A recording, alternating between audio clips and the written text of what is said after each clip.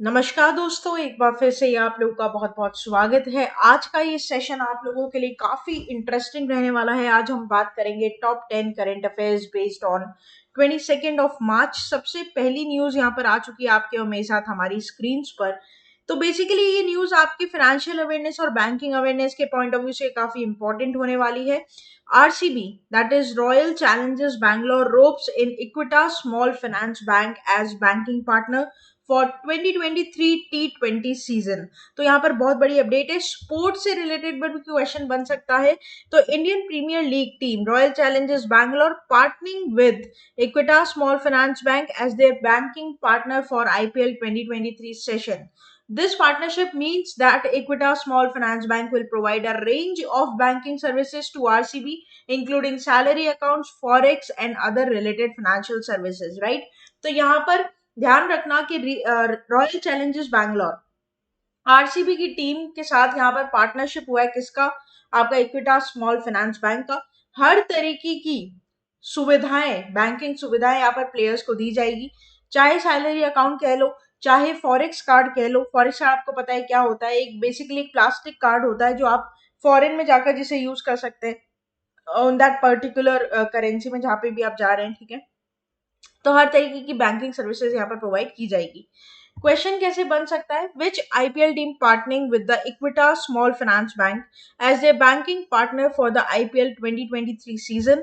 तो करेक्ट हो जाएगा रॉयल चैलेंजर्स बैंगलोर। दोस्तों, बहुत इंपॉर्टेंट होता है कि जो न्यूज हम पढ़ते हैं उस पर हमें पता होना चाहिए कि किस तरीके से MCQ बन सकता है ना। वैसे तो बहुत सारे यूट्यूब चैनल्स पर करंट अफेयर्स पढ़ाए जा रहे हैं और सब बहुत अच्छा पढ़ा रहे हैं, लेकिन यहाँ पर हमारे क्या डिफरेंस रहेगा उनके पढ़ाने और हमारे पढ़ाने में कि हम आपको ये बताते हैं कि किन किन पैरामीटर्स के ऊपर आपकी न्यूज पर क्वेश्चन बनाए जा सकते हैं एग्जाम पॉइंट ऑफ व्यू से। राइट? क्योंकि हर बच्चे का क्या रहता है, ये कहना रहता है, ये समझना रहता है कि करंट अफेयर्स थोड़ा सा ट्रिकी एक सेगमेंट रहता है और इस सेगमेंट को बिना किए आप मेंस और इंटरव्यू नहीं निकाल पाएंगे।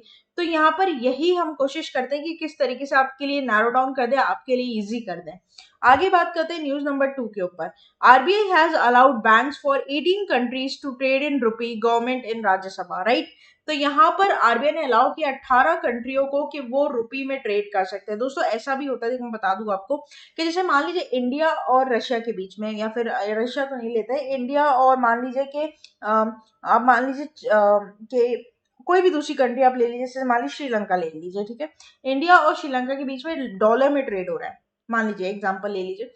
तो उस डॉलर की ट्रेड के बारे में यूएस को पता होगा, क्योंकि यूएस की खुद की करेंसी है, वो उसने अलाउ कर रखा है, सैंक्शन नहीं लगा रखा है कि ठीक है आप लोग ट्रेड कर सकते हैं। जैसे यूएस ने रशिया के ऊपर ट्रेड लगा रखा है या सैंक्शन लगा रखा है कि कोई भी अगर रशिया के साथ यूएस डॉलर में ट्रेड करेगा तो यूएस क्या करेगा, उसके साथ सैंक्शन लगा देगा। ठीक है, तो ये कहना है यहाँ पर, ये मतलब होता है कि जब भी कोई कंट्री अपने डोमेस्टिक करेंसी का अलाउंस देती है किसी कंट्री को कि आप ट्रेड करिए आराम से, कोई दिक्कत नहीं है, तो फिर वहां पर वो ट्रेड कर सकता है। तो यहाँ पर इंडिया ने 18 कंट्रीज को दिया है। तो RBI has permitted banks for 18 countries to open social और स्पेशल वॉस्ट्रो रूपी अकाउंट। अब वॉस्ट्रो रूपी अकाउंट क्या है? बेसिकली सेटलमेंट हो सकता है रुपीज में। ठीक है, बहुत इंपॉर्टेंट रहेगा। राज्यसभा में ये बात खुलासा की गई है और साथ ही साथ यहाँ पर ये भी बोला गया है कि 18 नेशंस कौन कौन से होंगे, देख लो। Botswana, Fiji, Germany, Guyana, Israel, Kenya, Malaysia, Mauritius, Myanmar, New Zealand, Oman, Russia, Seychelles, Singapore, Sri Lanka, Tanzania, Uganda and United Kingdom. Right? तो 18 नेशंस यहाँ पर रहेंगे। थोड़ा सा बैक ऑफ द हेड आपको याद रखना पड़ेगा।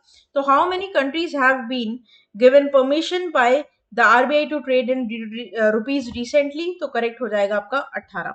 आगे बात करते हैं न्यूज नंबर 3 के ऊपर, नेशनल वैक्सीनेशन डे।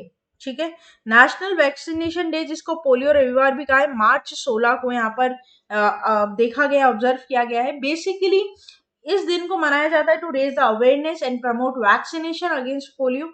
एंड साथ ही साथ यहाँ पर ये ऑब्जर्व किया गया है कि इसका पब्लिक नॉलेज और एक्नॉलेजमेंट बहुत ज्यादा जरूरी है। ठीक है, the day is celebrated on different dates in different countries. हर एक कंट्री में अलग अलग डेट पर ये सेलिब्रेट किया जाता है। हमारे इंडिया में मार्च 16 को किया जाता है। प्राइमरी गोल लेकिन सभी देशों का एक रहता है, क्या? कि वैक्सीनेशन सेफगार्डिंग के लिए और ये जो कम्युनिकेबल डिजीज है ना पोलियो, उसको खत्म की जा सके। हालांकि हम पोलियो पर पूरी तरीके से क्या हासिल कर चुके हैं, दवाई वहां पर बन चुकी है पूरी तरह से, पोलियो को हम क्योर कर सकते हैं। तो लेकिन हर बच्चा जो भी आज के ज़माने में भी पैदा होता है तो उसको पोलियो की इंजेक्शन या ड्रॉप्स ज़रूर दी जाती है ताकि वो बीमारी उसको ना छुए। आने वाले टाइम में आप देखेंगे कि कोरोना की भी ऐसे ऐसे पोलियो की वैक्सीन लगती है, कोरोना की भी लगेंगी जब हम एक्चुअल में उसकी एक वैक्सीन यहाँ पर डेवलप कर लेंगे, राइट। क्वेश्चन कैसे बन सकता है, every year national vaccination day is observe on, तो करेक्ट हो जाएगा March 16। आगे बात करते हैं न्यूज नंबर 4 की।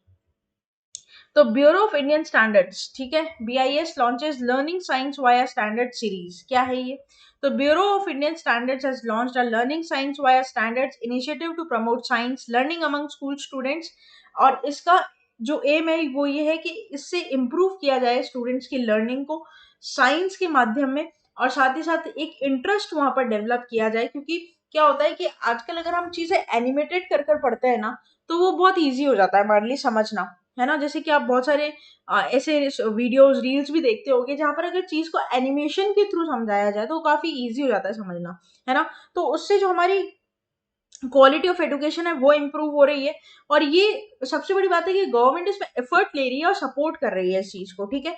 तो लर्निंग साइंस वाया स्टैंडर्ड्स जो हो जाएगा ये बेसिकली डे टू डे जो हमारी लाइफ में हम प्रोडक्ट्स यूज कर रहे हैं उनको कैसे प्रोवाइड किया जा रहा है इसकी लेसन्स फोकस करते हुए हम पढ़ सकते हैं। और साथ ही साथ यहाँ पर ये एजुकेशन का एक नया स्तर पर ले जाएगा, एजुकेशन इंडिया के एजुकेशन के नए लेवल पर ले जाएगा।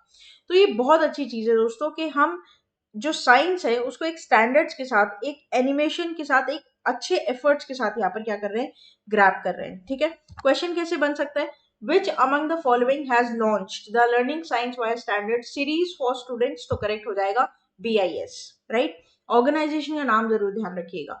आगे बात करते हैं न्यूज नंबर 5 के ऊपर। हाफ वे थ्रू हम हमारे वीडियो के पहुंच चुके हैं। तो यहाँ पर reserve bank of India has been named governor of the year, ठीक है, किसको, श्री शक्तिकांता दास जी को, जो कि 25th पोजीशन पर गवर्नर है आज के टाइम में हमारे रिजर्व बैंक ऑफ इंडिया के, है ना। तो यहाँ पर Shaktikanta Das governor of Reserve bank of India has been honoured with the title of governor of the year for 2023 by Central Banking and International Economic Research Journal. The publication praised Das for this steady leadership during challenging periods, even including the collapse of significant non-banking companies and initial and the second waves of COVID-19 pandemic, and also the inflationary pressures due to Russian invasion of Ukraine, right? तो बहुत इनके कार्यकाल में बड़ी दिक्कतें आई, ठीक है।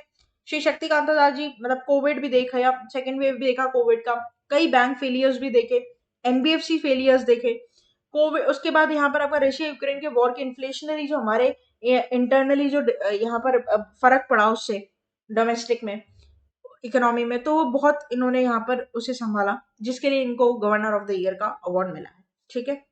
तो क्वेश्चन कैसे बन सकता है, who has been awarded with the title governor of the year of 2023 by central banking, correct हो जाएगा आपका श्री शक्तिकांता दास। आगे बात करेंगे न्यूज नंबर 6 के ऊपर। तो यहाँ पर इन्फ्लेशन की बात की गई है, क्रिजल के द्वारा ये रिपोर्ट आई है, बड़ा इंपॉर्टेंट है आपके लिए। तो CRISIL expects India's gross domestic product GDP growth to touch 6% for the fiscal 2024। आपको मैं बता दूं दोस्तों, जितने भी ये जो आपका नेशनल इनकम के जो स्टैटिस्टिक्स होते हैं ना, जितना भी आपका नेशनल जैसे GDP GNP ये सब NSO के द्वारा होते हैं, ठीक है, नेशनल स्टैटिस्टिक्स ऑफिस के द्वारा। Very very important to know, economics का बड़ा इंपॉर्टेंट क्वेश्चन बनता है ये, है ना, जो मैंने यहाँ पर आपको बता दिया। तो क्वेश्चन कैसे बन सकता है इस पर, as per the recent forecast made by the credit rating information services of the India limited, CRISIL की फुल फॉर्म है, थोड़ा सा याद कर लीजिएगा। What would be the GDP growth rate of India for the financial year of fiscal year 2024, correct हो जाएगा 6%। आगे बात करेंगे न्यूज नंबर 7 के ऊपर। अपॉइंटमेंट है, बड़ा इंपॉर्टेंट सेगमेंट है और मेरा फेवरेट सेगमेंट है ये। तो यहाँ पर PFRDA के चेयरपर्सन बनाए गए हैं दीपक मोहांती। PFRDA क्या है, pension fund regulatory development authority of India, ठीक है। जो भी मतलब पेंशन और पेंशनर्स की जो भी तकलीफें होती है और क्या उनमें सर्विसेज देनी होती है, सब PFRDA क्या करता है, रेगुलेट करता है इंडिया में। तो Indian government has appointed the Deepak Mohanty's as new chairman of PFRDA, replacing Supratim Bandopadhyay. Replace किसको कर रहे हैं, ये भी बड़ा इंपॉर्टेंट पार्ट है, इसे छोड़कर मत जाइएगा आप, ठीक है। Whose term ended in January, Mohanty, a former executive director of Reserve Bank of India, previously served as a member of PFRDA, right? Very, very, very important news for the day. Question कैसे बन सकता है, नाम पर question बनेगा। Who among the following has been recently appointed as a chairman of pension fund regulatory development authority, तो correct हो जाएगा यहाँ पर आपका दीपक मोहांती। इसमें गलत यहाँ पर मार्क हुआ है दोस्तों, इसको ठीक कर लीजिएगा आप लोग। ठीक है, option number B will be the correct, Deepak Mohanty. आगे बात करेंगे न्यूज नंबर 8 की। Railways to become net zero carbon emitter by 2030, Ashwini Vaishnaw ji का कहना है, बड़ा important. Net zero carbon emitter Indian railways, said by Ashwini Vaishnaw, union railways minister. In a written reply in the Lok Sabha, Railways plans to achieve the ambitious target in two steps: the complete transition of electric trains by 2023 December and non-renewable resources, मतलब जो stations हैं पूरी तरीके से power करेंगे non renewable resources पर 2030 तक। ठीक है, तो बहुत बहुत बहुत इंपॉर्टेंट है आप लोगों के लिए। दो पिलर्स को यहाँ पर अचीव करने जा रहा है कि आपका इंडियन रेलवेज, कहना है किसका, union railways minister Ashwini Vaishnaw ji का। तो यहाँ पर क्वेश्चन कैसे बन सकता है, the Indian railway has set to target net becoming net zero carbon emitter by 2030। आगे बात करेंगे न्यूज नंबर 9 के ऊपर। सेंट्रल बैंक ने, जो कि कौन है, आरबीआई और यूएई की सेंट्रल बैंक ने एक एमओयू यहाँ पर साइन किया to promote innovation in financial products and services. Very very very important, क्या है ये, तो यहाँ पर हमारी central bank reserve bank of India, ठीक है, और यहाँ पर यूनियन अरब एमिरेट्स यूएई की सेंट्रल बैंक ऑफ यूएई, ठीक है, इन्होंने यहाँ पर आपस में एक अंडरस्टैंडिंग साइन की है, एक पैक्ट साइन किया है, जहां पर ये क्या करेंगे, फाइनेंशियल प्रोडक्ट और सर्विसेज को यहाँ पर प्रमोट करेंगे।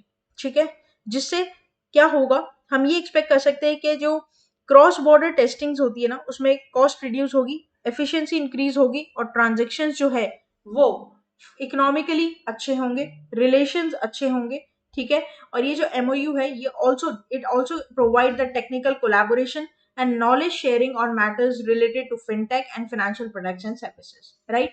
सो this is very very important to know कि कौन से दो, रिजर्व बैंक ऑफ इंडिया और यूएई की सेंट्रल बैंक के बीच में क्या हुआ, मेमोरेंडम ऑफ अंडरस्टैंडिंग साइन हुई है। क्वेश्चन कैसे बन सकता है, reserve bank of India has signed a MOU with the central bank of which of the following countries to enhance cooperation and jointly enable innovation of financial products and services, तो correct हो जाएगा यहाँ पर आप लोगों का क्या, UAE, United Arab Emirates. ठीक है, आगे बात करते हैं, लास्ट हमारा न्यूज रहेगा आज के इस सेशन का आपके और मेरे साथ। नरेंद्र सिंह तोमर जी, ठीक है, यूनियन मिनिस्टर नरेंद्र सिंह तोमर जी यहाँ पर इनॉग्रेट किया इन्होंने एग्री यूनिफेस्ट, कहाँ पर, बेंगलुरु में, और इनका कहना है कि ये यूथ एनर्जी को इंडिया की डेवलपमेंट में हेल्प करेगा। ठीक है, जो यूथ एनर्जी है वो हेल्प करेगा इंडिया को उसकी डेवलपमेंट में। क्या है हम देख लेते हैं एक बार। Union minister of agriculture and farmers welfare Narendra Singh Tomar on March 15 inaugurated agri unifest. सबसे पहले तो आप उसका नाम याद रखेंगे, कहां पर, बेंगलुरु कर्नाटका में। 5 दिन का कल्चरल प्रोग्राम था और ये पूरी तरीके से कोलैबोरेशन था किसके साथ, आईसीएआर के साथ, that is Indian council of agriculture research. More than 2,500 students from 60 states universities, Central University has participated. Very very important, और आजकल ये जो सेगमेंट है ना एग्रीकल्चर का, इसमें बच्चे एक्चुअल में बड़ा इंटरेस्ट भी ले रहे हैं। ठीक है, तो ये भी बड़ी अच्छी बात है हमारे इंडिया में। क्वेश्चन कैसे बन सकता है, among the following who recently inaugurates agri unifest in Bengaluru, तो करेक्ट हो जाएगा नरेंद्र सिंह तोमर। तो दोस्तों ये था हमारा पूरा टॉप 10 करंट अफेयर्स का सेशन। आशा करते हैं कि सेशन यहाँ पर आप लोग को अच्छा लगा होगा। अच्छा लगा है तो प्लीज हमारे ऑफिशियल यूट्यूब चैनल पर विजिट करना ना भूलें। होम सेक्शन पर डेली सुबह 6 बजे आपको करंट अफेयर्स मिल जाएंगे। ठीक है, आप डेली मंडे टू सैटरडे हमारे सारे वीडियोस को यहाँ पर एक्सेस कर सकते हैं, अवेल कर सकते हैं। साथ ही साथ शॉर्ट्स है जो 1 मिनट में आपकी नॉलेज को अपलिफ्ट करेंगे। लाइव सेशन पे लाइव कंटेंट मिलेगा। प्लेलिस्ट पर आपके मन चाहे सब्जेक्ट की वीडियोस आप पा सकते हैं। ठीक है, कम्युनिटी पर जाकर एमसीक्यू सॉल्व कर सकते हैं, आपकी प्रैक्टिस को मजबूत बना सकते हैं। ना सिर्फ यूट्यूब बल्कि फेसबुक, ट्विटर और इंस्टा पर भी आप हमें फॉलो कर सकते हैं। सब्सक्राइब करना ना भूलें, बेल आइकन को जरूर प्रेस कर दें। डेफिनेटली आप लोग विजिट कर सकते हैं हमारी ऑफिशियल वेबसाइट पर जो कि है avision.co.in, जहां पर आपको कुछ ऐसा इंटरफेस मिलेगा। डायरेक्टली हमारे साथ आप कांटेक्ट कर सकते हैं व्हाट्सएप के थ्रू, मेरे साथ डायरेक्टली जुड़ सकते हैं आप टेलीग्राम ग्रुप पर, और यहाँ पर हमारी प्राइम मेंबरशिप को आप अवेल कर सकते हैं for the 1 month of 33% off and recommended 12 month plan of 45% off. साथ ही साथ live classes, test series, free preparation and practice sheets भी अवेल करना ना भूलें। तो फिर देर किस बात की दोस्तों, जुड़े रहिए, बने रहिए और अपनी प्रिपरेशन को एक लेवल अप ले जाइए अविजन इंस्टीट्यूट के साथ मिलकर। तब तक के लिए Thank you so much and have a nice day.